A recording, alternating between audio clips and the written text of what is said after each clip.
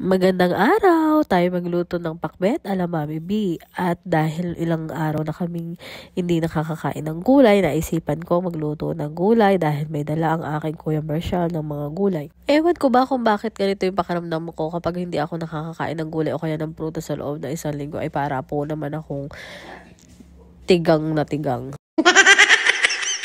Pagpasensyahan nyo na ang boses ko dahil ako'y medyo Mag-isa nga tayo ng sibuyas at bawang at pagkatapos ay ilagay na agad ang kamatis.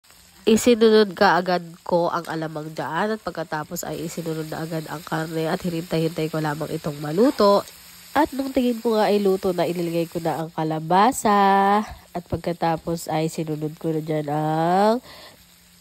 Isinunod ko na agad ang ibang gulay, ang talong, ang okra at ang sitaw at pagkatapos ay hinalo-halo, tinakpan ko at hintay ako ng ilang minuto. Nung tingin ko nga ay okay na ang mga gulay, ay nilagay ko na ang ampalaya. Ayoko kasi sa ampalaya yung masyadong lutong-luto. So I think pwede na ang aking niluto, kaya kain na ta! Thank you for watching!